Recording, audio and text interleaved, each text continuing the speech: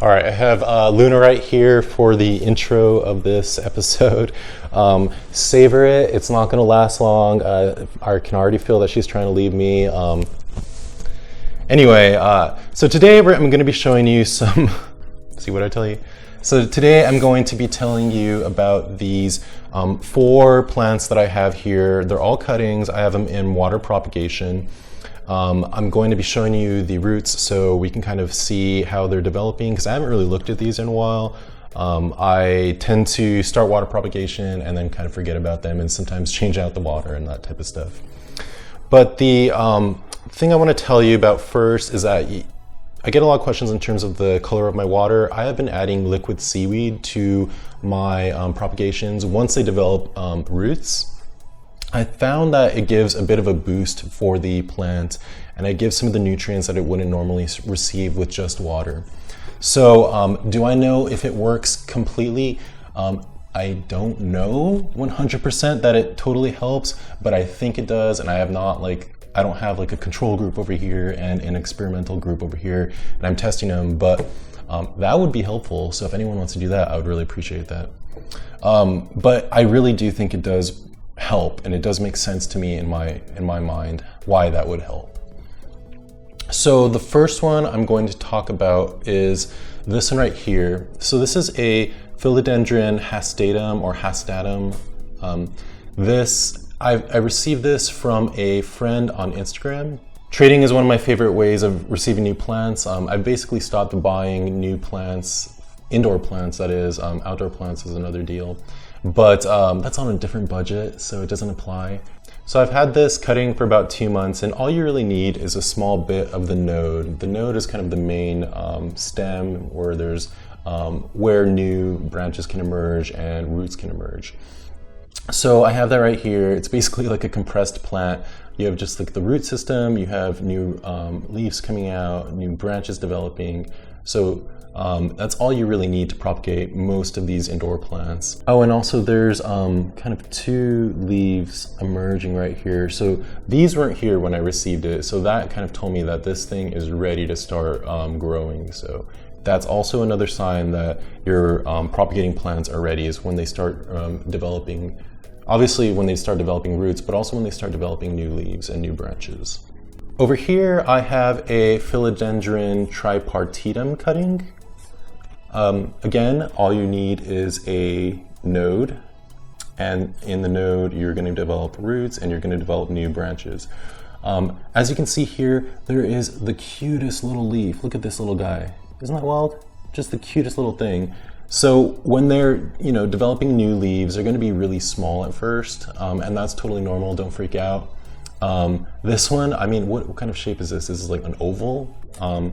It should be producing, obviously, when they're older, much more characteristic shapes of that type of species of philodendron, which have more serrations, and kind of the reason why we grow these plants is because they're really interesting looking, the leaf. So, but yeah, this is still doing fine. I think I got it in November, so it's been about 3 months.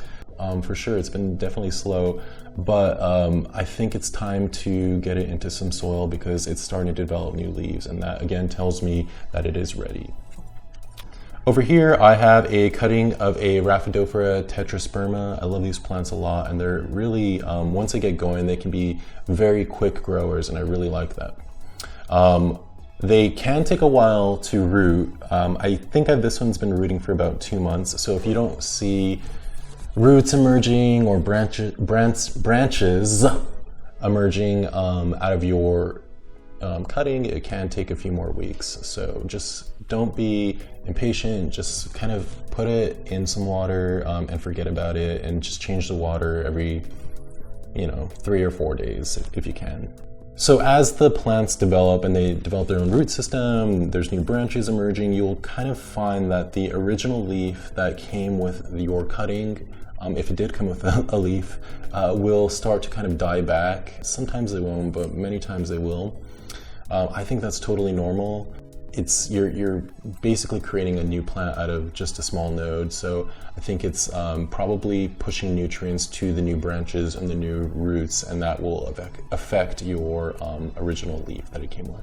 Totally fine though, as long as you see new growth either in roots or branches. But yeah, this one, it's doing well. New branch right here, and another pretty good root system, so we'll get that in soil. And finally, this one right here is a silver satin pothos, I believe. I don't know the variety. Someone in my comments told me the variety once. Super helpful. I just forgot it.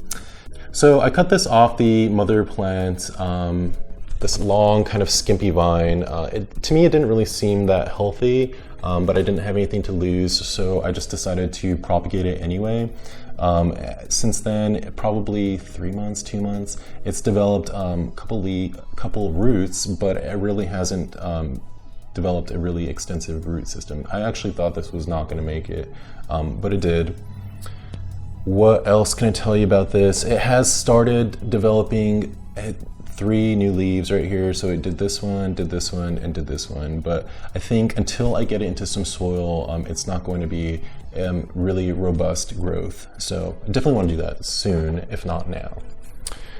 But yeah, these are the 4, and I think it's time that we get them into some soil. So being a ceramicist has helped me in this respect, because I always have reject planters, things that I don't want to sell to the public, either because I screwed up or because just because I don't.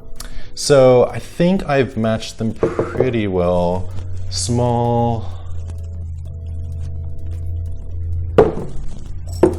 This one might be fine in here. This one in here. And this one in here. Okay. We're gonna try this, and hopefully this will be a good match, so.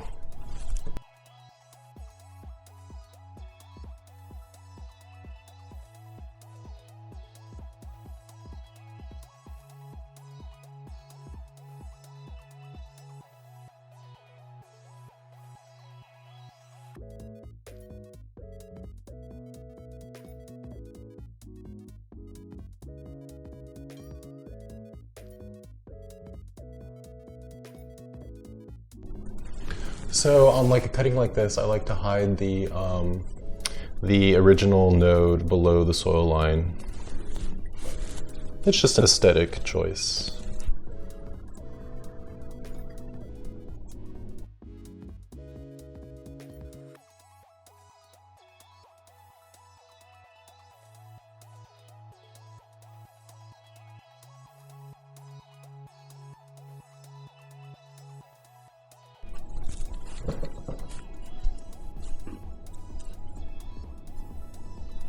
I like to give a bit of a kind of tamping here just to make sure that there's good contact between the soil and the roots themselves. Not too intense, because you don't want it to become too compressed, but just a little bit.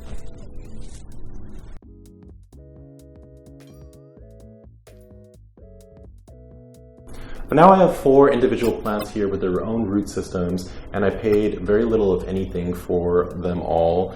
These all came from trades, as I mentioned, or propagating my own plants. So it's really one of the best ways to get more plants into your collection, things that you didn't necessarily have. Try trading. It's a lot of fun also, because now I have all these memories associated with them and where I got them, so that's kind of fun. Yeah, so if you like this episode, be sure to do all the things that other YouTubers tell you to do, but also I have a Instagram, so be sure to follow me at Botanical on Instagram. That's really where I give most of my updates for all my plants.